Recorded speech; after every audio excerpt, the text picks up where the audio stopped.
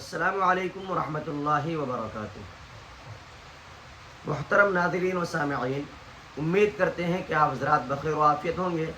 اللہ تبارک و تعالی آپ سب کو اپنے حفظ و امان میں رکھے۔ آج ایک اہم مسئلہ اور ایک اہم بات آپ حضرات کے سامنے لے کر کے بندہ حاضر ہوا ہے۔ وہ یہ ہے کہ ہمارے یہاں عام طور پہ دیکھا جاتا ہے کہ جب کسی آدمی کا انتقال ہو جاتا ہے یا کسی کے رشتہ دار انتقال ہو جاتے ہیں، تو انتقال ہونے کے بعد جب انہیں خبر ملتی ہے تو خبر ملنے کے بعد انا للہ و انا الیہ راجعون پڑھتے ہیں، اور اس کے ساتھ ساتھ کم و بیش اکثر لوگ یہ تلقین کرتے ہیں اور یہ کہتے ہیں کہ اللہ تبارک و تعالی مرحوم کی مغفرت فرمائے اور گھر والوں کو، پسماندگان کو اللہ صبر جمیل عطا فرمائے۔ سوال یہ ہے کہ یہ صبر جمیل ہے کیا؟ صبر جمیل کس کو کہیں اور کس طریقے کے صبر کو صبر جمیل کہا جاتا ہے؟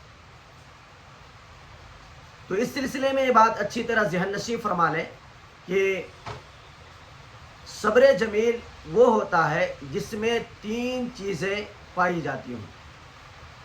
نمبر ایک، کسی سے کوئی شکوہ نہ کرے۔ نمبر دو، مصیبت کسی پر ظاہر نہ ہونے دے۔ نمبر تین، خود کو بے گناہ نہ سمجھے۔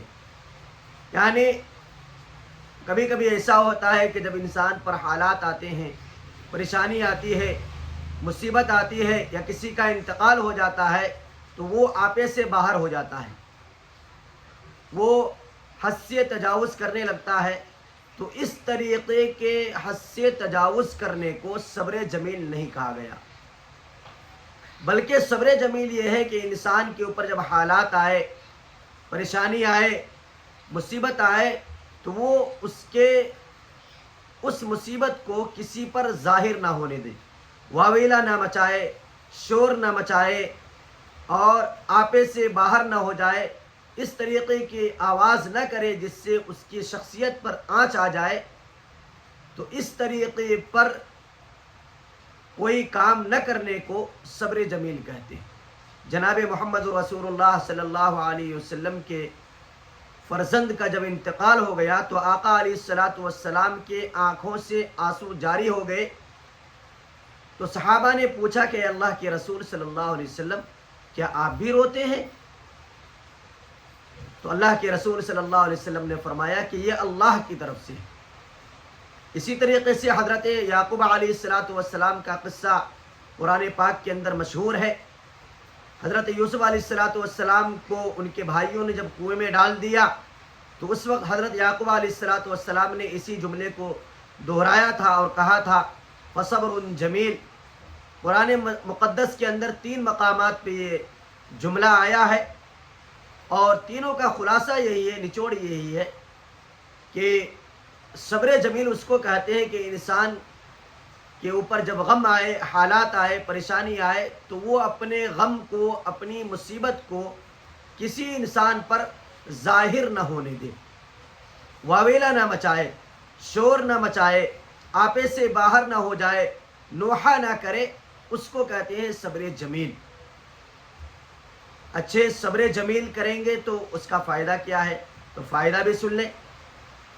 علماء نے کتاب کے اندر لکھا ہے کہ جب انسان کے اوپر کوئی حالات آ جائے، پریشانی آ جائے اور وہ اس پر صبر کر لیتا ہے، وہ اس کی شکایت کسی سے نہیں کرتا، واویلا نہیں مچاتا، شور نہیں مچاتا، بلکہ اللہ کی طرف سے آزمائش سمجھ کر صبر کرتا ہے، تو اللہ تبارک و تعالی اس بندے کو تین انعام سے نوازتے ہیں۔ نمبر ایک، اللہ تعالی کا اس بندے کو ساتھ ہوتا ہے، یعنی اللہ کی مدد شامل حال ہوتی ہے۔ نمبر دو، وہ صبر اس کے لیے گناہوں کا کفارہ بن جاتا ہے۔ اور نمبر تین، اللہ کی رضا اور خوشنودی حاصل ہوتی ہے.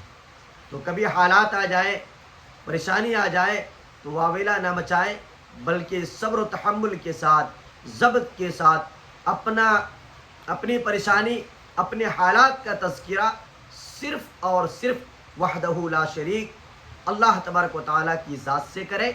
یہ صبر جمیل میں داخل ہے. امید کرتے ہیں کہ آپ حضرات کو بات سمجھ میں آ گئی ہوگی. اللہ تبارک و تعالیٰ ہمیں عمل کی توفیق عطا فرمائے، اور اگر حالات آئے تو اللہ اس پر صبر کرنے کی ہم سب کو توفیق دے.